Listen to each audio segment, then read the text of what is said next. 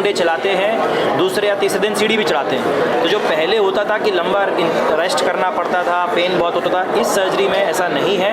Day 1 से मरीज़ चल रहा है और 1 महीने में नॉर्मल हो रहा है। Good implants in a cost effective way, और प्रिसीजन हो रहा है, और पेन कम हो जाएगा, मरीज़ जल्दी दौड़ेगा और उसको कॉस्ट भी कम लगेगी।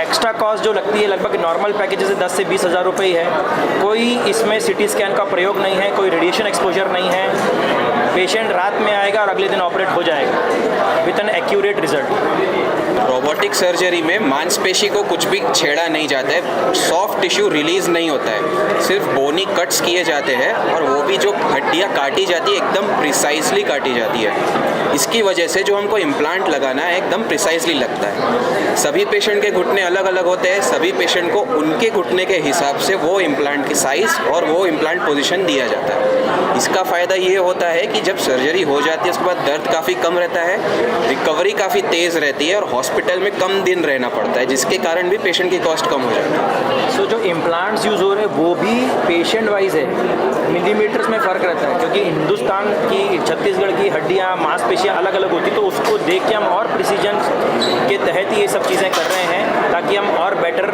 रिजल्ट्स दे सकें और बेटर फंक्शन हमारे पेशेंट्स का हो सके। रामकृष्ण केयर हॉस्पिटल के डॉक्टर हमारे साथ मौजूद है। जो ऑर्थो रोबोट का शुभारंभ हुआ उसके बारे में हम जानते हैं कि ये किस तरीके से काम करेगा। जी, मैं डॉक्टर प्रतीक धावलिया हूँ, consultant robotic joint replacement surgeon Ramakrishna care अस्पताल रायपुर से। आज छत्तीसगढ़ के लिए और हमारे रामकृष्ण केयर अस्पताल के लिए बहुत ही गर्व की बात है कि जो पहला वेलिस रोबोट है वो हमारे यहाँ चालू हुआ है।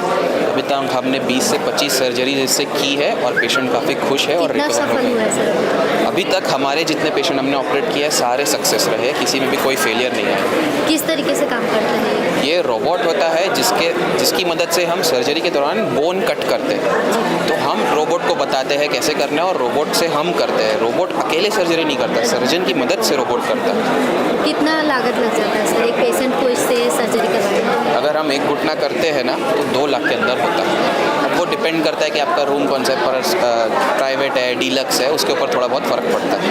तो जो पेशेंट बट रोबोटिक सर्जरी करते हैं तो उसमें जो नॉर्मल सर्जरी है उससे 10 से 15 हज़ार ज़्यादा लगता है। जो पेशेंट रहते हैं उनको आप क्या कहना चाहेंगे कि इससे सर्जरी कराना चाहिए कि नहीं, क्या बोलना चाहेंगे? मैं पेशेंट्स को यही बोलना चाहूँगा क्योंकि पेशेंट के मन में आजकल सभी पेशेंट के मन में डर रहता है जॉइंट रिप्लेसमेंट सर्जरी के कारण। तो डरने की बिल्कुल बात भी नहीं है। नए सर्जिकल टेक्निक्स आ गए हैं, नया रोबोटिक टेक्नोलॉजी आ गया है जिससे पेशेंट सर्जरी के 4 से 6 घंटे में चलने फिरने लग जाता है और इवन 15 से 20 दिन में अपना सारा काम कुछ करने लग जाता है। ये रोबोटिक रायपुर में ही है कि छत्तीसगढ़ के और अलग अलग जगहों में? वेलिस रोबोट सिर्फ रायपुर में।